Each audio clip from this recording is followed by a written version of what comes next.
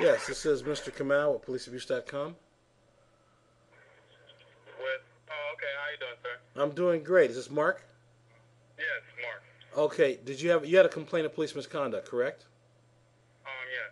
Okay. Let me just switch you to another phone. And I'm going to take your statement. Okay. Okay, thank All you. right. Just a moment. Okay, Mark, you still with me? Mark, you still there? Yes, I'm sorry. Okay, great. Let me just briefly walk you through what we're doing here and what my role is in your case. Okay. Okay, two things. I'm a retired sheriff detective. I'm also a federal court qualified police misconduct expert. Okay. And what I'm going to do is listen to your story. Oh, sorry about that. I'm going to listen to your story. At the conclusion of your statement, I will then make an assessment as to whether or not I believe you have a valid complaint of police misconduct. If I believe that your complaint is valid, what I will do is I will forward your complaint form back to you along with a link to your recorded statement. You are to then forward those two items to the police department. Okay. All right? So why don't you start by telling me what happened, and then I'll be giving you some thoughts about what the essence of your complaint and what steps you need to take to protect your rights. All right. Okay? Start by naming the police department and then just go into the details. All right. It was the 49th precinct, I believe. Yes, 49th precinct. And it was a simple argument between me and a girlfriend of mine. We have a child together. But at that night, after the argument, she turned violent and began to assault me. So after I was assaulted, of course, I called the cops. And when I called the cops, that's where everything went sour. I called the cops, and two female officers arrived on the scene. When they arrived on the scene, I told them my story. We was in front of the house of my girlfriend. I told them my story, and it seemed like they wasn't really, didn't really care about the situation because I was a guy. Like I felt like they was really, biased against me being, a male calling a complaint and wanting to press charges against a female. Mm-hmm. Mm-hmm. As soon as they came to the scene, it was two female officers. As soon as they came to the scene, heard the story, they was like, "Why do you want to press charges? Do you know where it will lead?"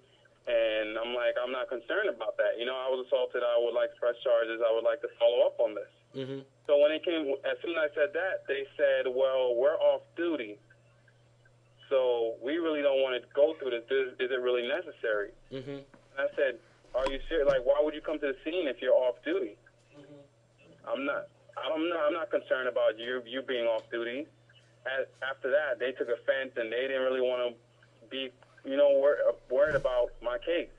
So they're like, "Well, we'll take your statement and take it to the precinct to take pictures." So I'm like, "All right," but the whole time I'm taking my statement down, they're simply trying to convince me not to do this. The whole time. They were actually trying to talk you out of it?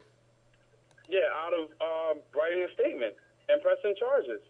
And did it appear to you that they were reluctant to take your statement because they didn't want to be bothered with it, or they wanted to get off work? They was very, very reluctant because they was off duty the whole time. They're saying we're not even supposed to be here. We're off duty. We're not supposed to be here.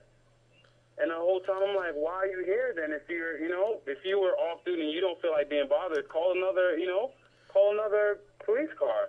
Got you.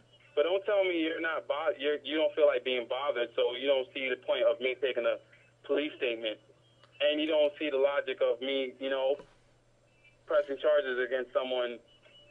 And you don't think it's and you were physically assaulted by this other party, your ex-girlfriend. Yes. And at that point, I had a scratch on my eye. I wasn't leaking blood, but I had a scratch on my eye, and my lip was cut. Inside my lip was cut. Mm-hmm. It was very visible. It wasn't minor. It was visible. Mm-hmm. But they laughed at the marks. They said, "Come on, like, oh, that's it." That's what they said to me. "Oh, that's it." I can tell you right now that based on what you've told me, as an expert, if I were testifying in federal court, my reaction would be that you have grounds for a complaint, and that the behavior of the officers was inappropriate.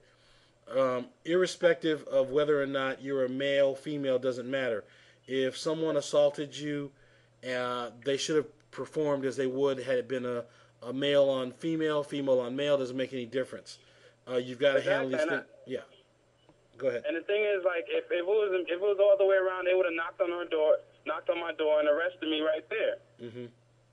The cops wasn't concerned about who did it, or they didn't wasn't concerned about that. We was right in front of the house of the person who did it. Mm-hmm. They wasn't concerned about that. Then we went to the precinct. They took pictures, and the lady took the statement, handed me on paper, and I'm like, she's like, well, you know, I'm like, what did I do after this? It was a simple question. She said, what do you mean? I'm like, how do I see my child? What steps do I take? Mm-hmm. She's like, well, just stay away from her for now and try to go back and see your child. I'm like, well, I think I should just go to court and try to get partial custody. And she's like, who are you to get partial custody? And she said that? She said that to you? She's like, who are you to get custody?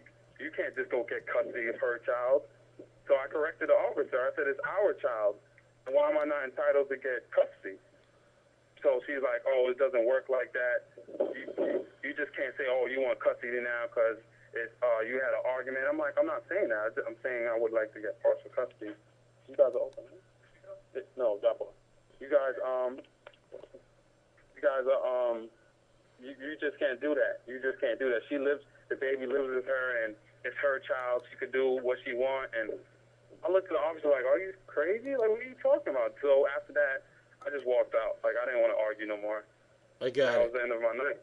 I got it.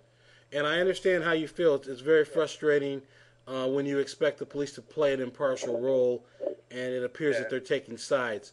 Okay, my friend, let me stop the interview there. I'm going to stop the recorded portion.